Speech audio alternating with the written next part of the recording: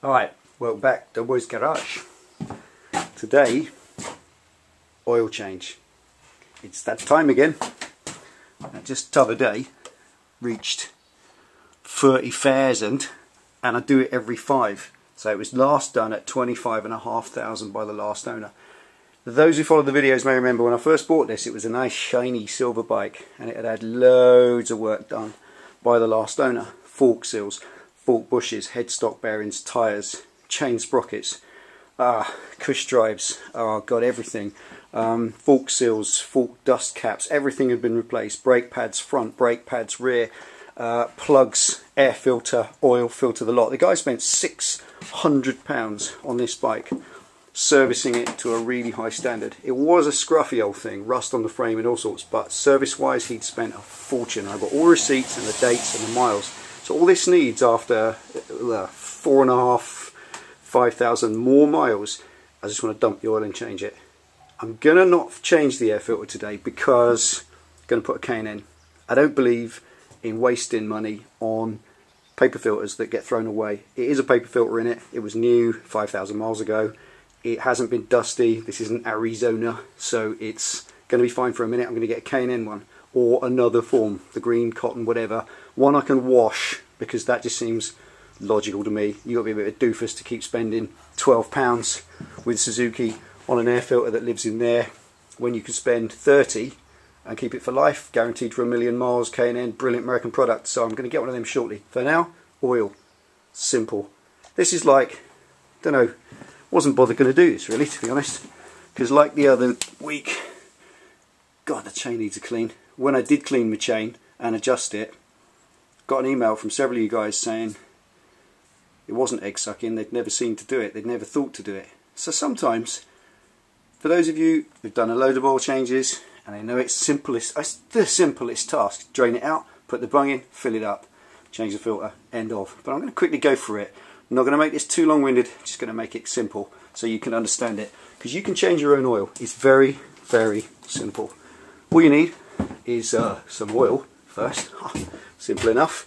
I got this. Now, oil is as controversial as to which to use as on motorbikes as is tyres, as is chain lube, as is so many different things that people use. You can use whatever oil you want. I'm not advocating using Castrol Magnatech.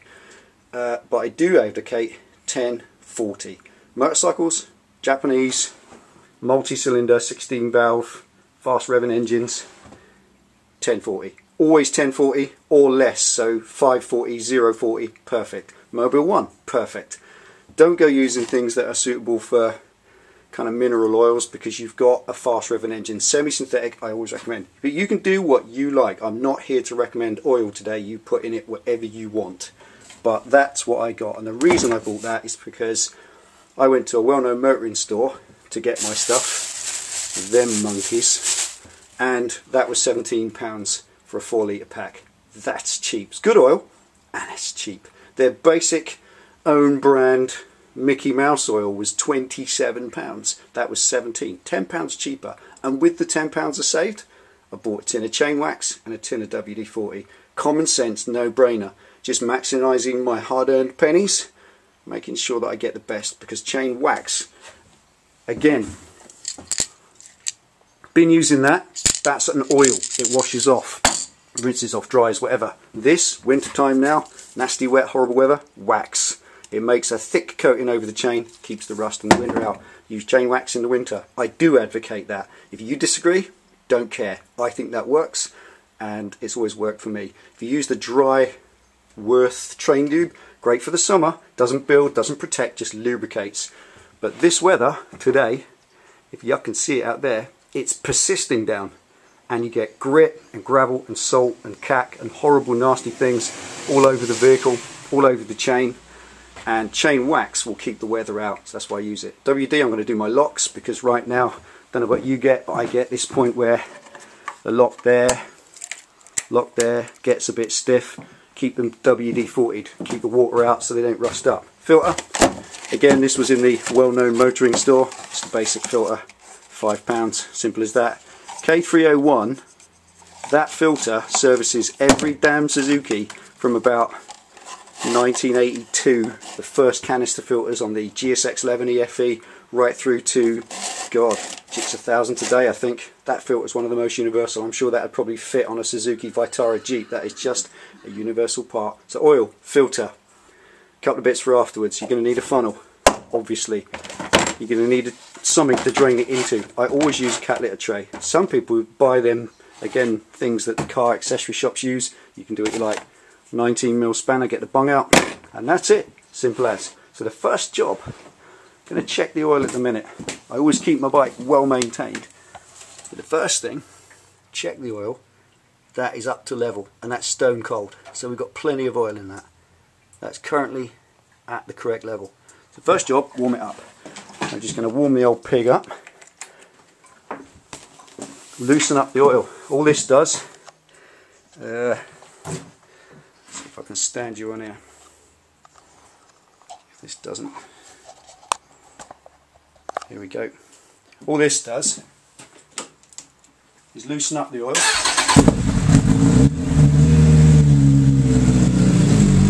Just makes the oil flow out of the drain hole, and it washes anything that's stuck at the top of the engine down into the sump. Picks up all the bits and bobs, loosens it up. Let's warm it up a bit, come back in a minute. Right, about 3 minutes is all you should need. And let's take the lifeblood out of this pig. Now, this is pretty straightforward really. It's as simple as you could put it. As you can see underneath, drain plug and there. Pretty straightforward. That's a 1921mm drain plug nut, and very simple. Let's take it out. Now if you leave the filler cap in, you will create a vacuum as the oil comes out, so it won't come out so quick. And there it is. And that gurgling sound is coming out the breather. That's air being dragged into the breather pipe, into the head. So it's actually breathing in as the oil's coming out. That's weird. Must empty the overflow pipe. Right, so let's let that drain out, and then we'll deal with the filter. Now while that's taking a tiddle, we're just draining. Just want to have a quick look at this. This is your drain plug, or your bung. I just want a close look at this. That's a magnet on the end there, and what you're looking for is bits of swarf, bits of iron filings, bits of steel that have come off the internals, and there is nothing. So we are healthy. And also there is no copper washer. Now there's a load of old tosh about sealing these things. Some say put crush washers in, some say put fibre washers, which I disagree with. All sorts of stuff. There's nothing on there, it's never leaked. Take a lesson from that. Why add something where you don't need it? Car ain't broke, don't fix it. Alright, we're nearly there now. So while that's dripping out, I'm going to move the receptacle forward so it's underneath the filter. And just put you there a minute. I think if you can just sit there without falling over. There we go. Right, the filter is just a canister, and all I use, you can get fancy pants tools, just a big old pair of grips. And all I do is get them around it, and 10mm at a time, just loosen it off. It won't be that tight. There's a lot of people who wind these things up so tight just so they don't leak. They don't leak if you do them up properly. And all you do, reach in. Remember you started the bike, so don't burn yourself. Get hold of the filter, unscrew a mundo, and there we are. Contents of the filter will just dribble out underneath. So just take that off. Now, many bikes will have filters in different places. Some have a canister, kind of a cap that goes there, and a paper filter inside, but the majority of bikes these days are a spin-on canister like this. That's the contents of it. And it's not a difficult thing to do. There it is. And all I'm going to do with that is dump it in the oil for now. Safe place. High flow. There we go. I'm just going to put that in there. Now something, whilst that's draining, which just takes time, is a good time to have a cup of splosh. So while we're just having a cup of tea, I want to show you a little something about oil. I know you know all this, and I know I'm risking teaching all you boys how to suck eggs, but I just want to pass this on because someone passed it on to me for free, so I thought I might as well do the same. While we leave that there, why do we change oil? A couple of reasons really. Obviously it gets black. Oil gets black because carbon from the combustion process gets into it, and that's what makes it black. It's just carbon. Carbon isn't hard, it's just dust. So pretty much that's not the harmful side of it. The two other things that we change it for, one is contamination with water and the other is contamination from grit, pieces of swarf and so on. But there is another issue, that is the breakdown of the oil's actual lubricative qualities. Now this engine, the old Bandit motor, that's a dollop. They really are a proper old dollop. It revs to, just take you up here, allegedly revs to 9,000. I have never took it past 6. It does 75 mile an hour at 4,000 revs. It does 100 mile an hour at just over 5.5. And if you're revving it round here, you aren't using all the gears. And I value my license, so I don't rev it round here. But if you've got something like an R6 that revs to 17,000 revs, you need something called shear strength. And that's what you get in fully synthetic oils. What I've used for the purpose of today's fun and games is part synthetic or semi-synthetic. You can use mineral oil, but I don't like using mineral oil. That's okay in Harleys, but it's not good in Jap engines. Now this oil is just about the middle road. It's fine. This is a big old dollop of a motor. It never works that hard, but I want to show you something. First of all, we stick our finger in the oil, and when we do this distance here before the drip breaks is brand new oil.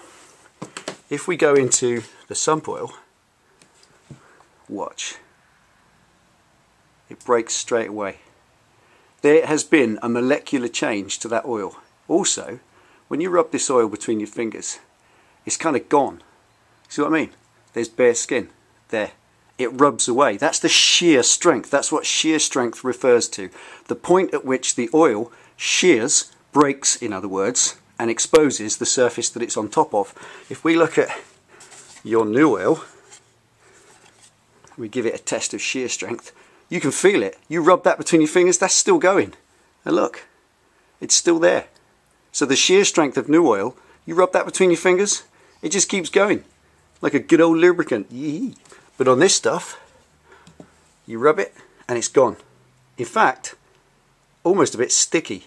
So that clearly isn't lubricating, and lubrication is what it's about. So the oil, molecular structure of the oil breaks down, it gets contaminated with water from condensation. Cold engine, hot gas, hot cold makes condensation. Condensation condenses, makes water. You might see on the other side of engine, on your sight glass, you get that porridgey substance on the side. That's condensation forming on the glass. Then it goes away again. Well, it hasn't gone away. What it's done is, it's in there, and it keeps building up. So there is a percentage of water in that, and that's not good because it breaks down its ability. Okay, two-stroke race bikes do run on a oil-water emulsion, but it's specially formulated for racing, and again, race engines get thrown in the bin after 2 laps. So this old banger of an engine, these good old slugger Bandit motors, they just need a good, fresh, healthy oil every 5,000 or 6,000, because 5,000 miles is plenty of time for it to build up a substantial amount of water in the content to break down the molecules, and so it shears and you get no oil on the surfaces of the metal, so it stops lubricating, and obviously grit and bits and pieces that you will possibly find on the magnet. It doesn't hurt either to test the magnet. Give it a tap. Oops. Give it a tap on something steel like that, and you can feel it won't hold it up because it's only a tiny magnet, but there is magneticness there, so it's still a magnet. They can go, and if they do, and you test that, and it's got no magnetic ability at all, go and get a new sump plug, because that magnet's there for a reason. If it stops working, get a new one. They're not expensive, about 25 quid. So sorted. That's that done. That is just dripping out. That's coming from the front. So the next thing is put the new filter in place whilst that back still drains out. So let's get the new filter. First job, common sense, rubber doesn't slide against metal unless you lubricate it. So a bit of the new oil, stick your finger in the can, get a bit of the new oil on your finger and jollop it all around the rubber seal, and that will mean that when that screws on, the rubber isn't resisting tightening. It will tighten up as much as it freely wants to. Okay, they mustn't be too tight either, because you can split the thread. So once you've oiled it up, you don't need to fill the filter up. It's not important on a wet sump bike. Get it into its place. You'll feel where it came from. Get a cloth in there first and wipe the head, wipe the surface that goes to. Bear in mind, it's a big thread, very, very fine thread, and it's a rubber seal, a soft, squashable rubber seal. So you don't need to wind it up and lean on it. There we go. So that's that done. Filter's in. Hand tight. Plenty enough. And at the moment, it's still dripping. Just. There we are. So we'll give that another 10 minutes while we finish our tea. Right then. That's done enough. Time to sort out the sump plug. Now there's a load of old tosh about this on the tube review, people going on about what you should and shouldn't put, plumbing tape round it, Hylamore, whatever, special fancy pants washers. Yeah, you can go into all that, but this is what I do. It ain't necessarily right, but it's what I do, and it's served me for years. Get your grease pot, get a little bit of grease, put it on the bolt. The idea of this is that you lubricate the thread into the other thread. This is steel, that is alley. Steel into alley is not really a very clever and compatible two surfaces, but that's the way life goes. And if you lubricate the thread in, you take away all resistance. So there's this fuel tail, and therefore it goes in a lot easier, and you don't have to lean on it. So just pop the sump plug in, nicely greased. It'll have a collection of the old oil on it anyway, which is good. Make sure it goes in as easy as that, literally nice and loose. It rolls in easily, hits home. Now when it seats, that's it.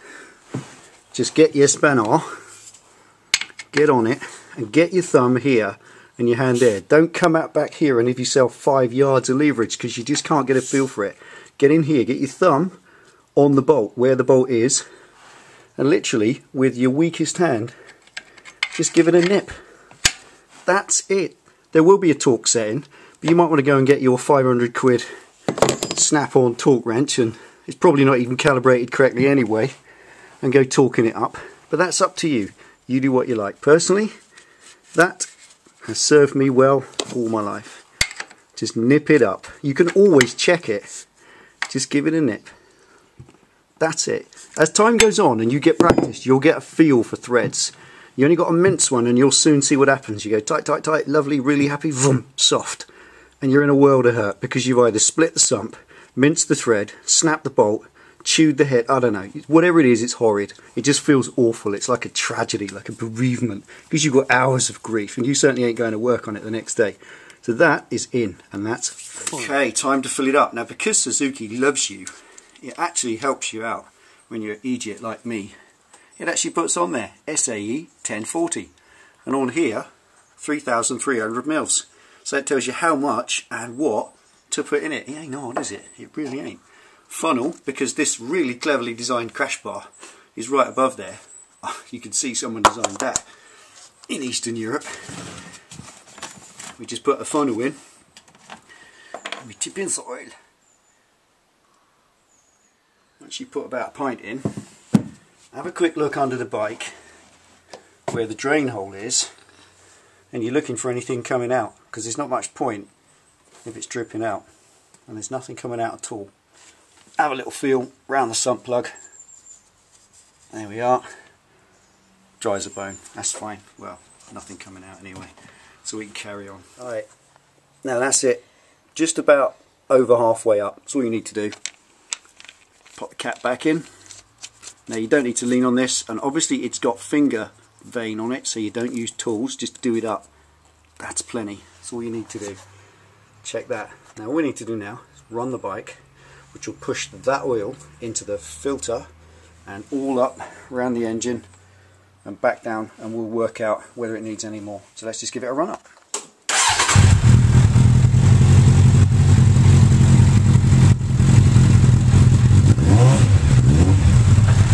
that's running, obviously that's under pressure, which is what we want, so we can see if there's anything wrong. Feel underneath, put around the sump plug, which you dry first with a cloth. Nothing. Just check it. Put your hand at the front. Obviously watch the pipes because they get hot real quick. Nothing off the filter either. No drips. And just let that run.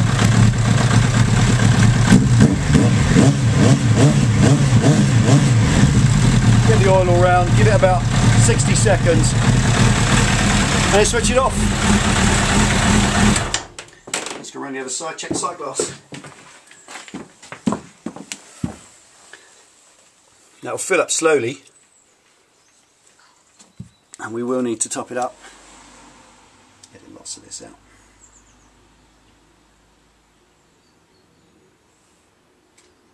Obviously after a long ride, check it again, because on a long ride, especially when the oil's worn in, you'll have that water in it I spoke about, that moisture, condensation. And a really long ride will burn that, it will vaporise that water. So after a long ride, when you notice that your oil level seems a bit low, you haven't burnt the oil, you've just de-emulsified it. That's why, one of the reasons why it's a good idea to regularly take your bike on a long run. There we go. Cap on. Again, finger tight. And there we go. Oil changed. All you got to do is have a little go at it yourself. Save yourself about £25 and take it to the dealership. It ain't hard. Do it every 5,000 miles. If you want to do it any sooner, do it, but I wouldn't leave it any longer than that. Big old dollop engine like this, semi-synth oil, doesn't really matter too much. Got an R6, got an R1, can get some full synthetic, use your brains. Follow what the manual says, you do what you want to do. But there it is. Thanks for tuning in and watching Delboy's Garage. That was a quick oil change. Ride safe, see you next time.